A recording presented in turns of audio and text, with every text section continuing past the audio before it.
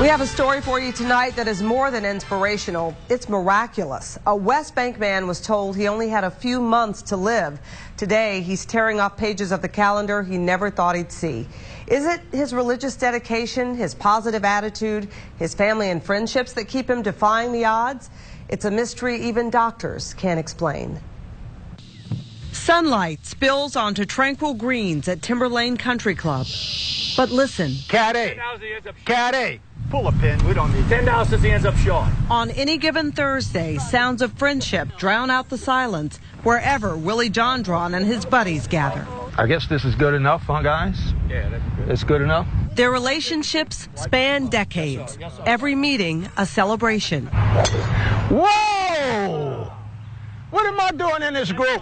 Because Willie Johndron, 5 please, on the tee, dead man walking, isn't supposed to be alive. They have some wonderful names for me at Timber Lane. They call him the corpse, dead man walking. One lung blankety blank. Gotta tease him. It's not natural if you don't tease him. You know, it's that's a West Bank tradition. Willie Johndron's story begins here on the West Bank in Marrero. He was raised right here on Jung Boulevard. Asbestos was common here long before it was found to be dangerous.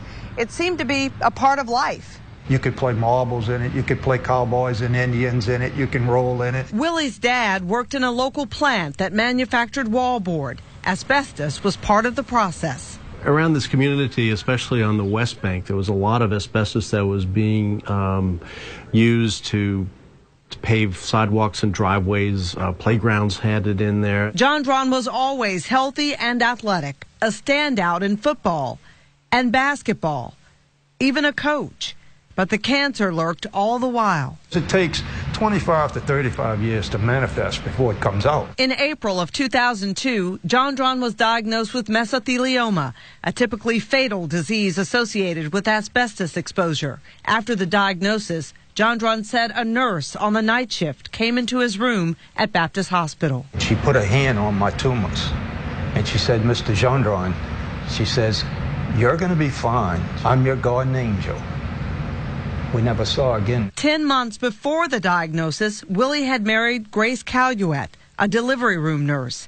For these newlyweds, married life began on a note of near desperation. And in August, we'd go to Brigham Women in Boston and have the operation to remove my right lung, the lining of the lung, half my diaphragm, the number 6 rib. They gave me 5 to 20 months to live after that.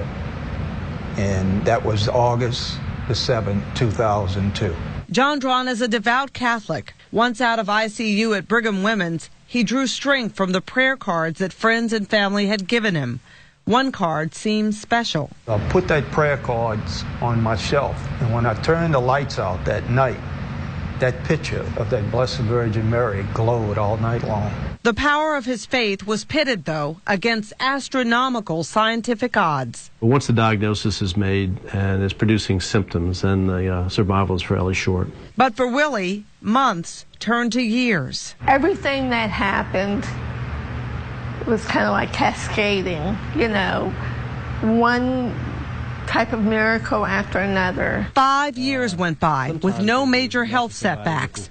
Then in the fall of 2007, Johndron began to have severe pains in his back.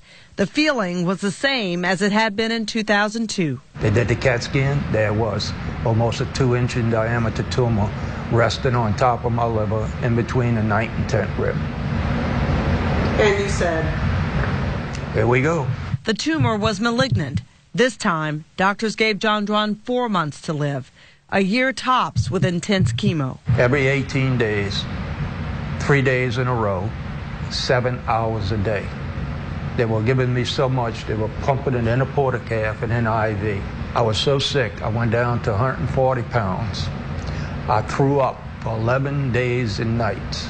Johndron was withering away, but prayed that he'd live to see his first grandchild, who would be born that December. His body couldn't take the strain of any more chemo.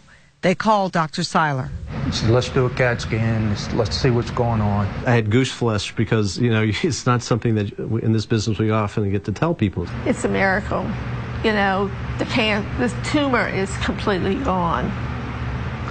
And it was kind of like You wanted to believe it, but how can this be? His CT scans that we do and MRIs, that area where the tumor originally was is completely empty of any tumor, just normal organs and no abnormalities that suggest any local recurrence. So the tumor's gone. We cannot see it.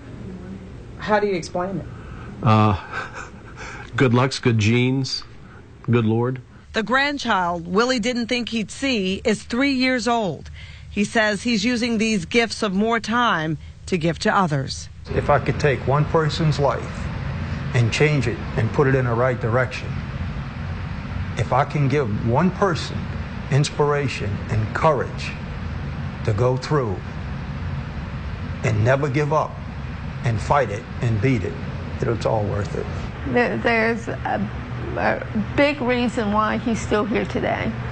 And I think it's because he has more things to do in this lifetime. Life is not like a card game, you know? I mean, a card game, you get a bad hand, you throw it in. When God deals you a hand, you got to play it. The guys at Timberlane don't treat Willie like a miracle, just a friend. We hope that we're not around when he drops on the golf course, you know, because we'd have to kick him on the side and keep on playing. But no, I've known Willie quite a few years, and he's a survivor. So we always tease him, and I think that keeps him going too. He enjoys it as much as we do. So, and he's a pretty good guy. I mean, considering he gave us each $100 to come out here. He wants to be playing as he has for the past several years, and he'll play every day until his last day. You know my good friend Willie? Oh, God, Mike. He beat all the odds. He beat them all. He's still here. He's a little ugly, but he's still here. Oh, God. Half that fee will end up okay. And Dr. Milton Seiler says there's evidence and studies that faith improves the quality of life for people with cancer, but he also points out the importance of vigorous therapies that Willie received. The doctor also says surgery, the medical and radiation oncology all work together to give a patient the best chance. Now, Seiler also says doctors still don't know everything about how the immune system works, but he believes Willie John has an immune system that is apparently super vigilant. He admits, though, he has never seen a case as dramatic as John in all the 32 years he's been practicing. Yeah, I mean, on TV, he looks in perfect health. He does, but you know what? He still has a lot of problems. He had surgery to remove his diaphragm. He lost a lung. He still sometimes has trouble breathing. He gets tired easily, but he doesn't stop. You saw him on the golf course. No. And I guess it's positive attitude that helps keep him going. Whether it's that or divine intervention, I guess we'll never know. Inspiring, whatever. All right.